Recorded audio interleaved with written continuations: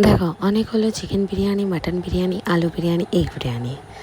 তো এই first time কলকাতাতে এসেছে চিংড়ি বিরিয়ানি। একদমই তাই, আমার একদম অবাক হও না, এটা সত্যি চিংড়ি দিয়ে বিরিয়ানি করেছে।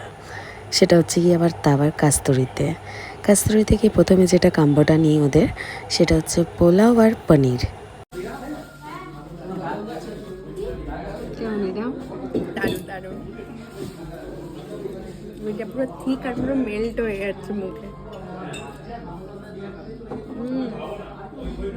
দারুণ লাগলো।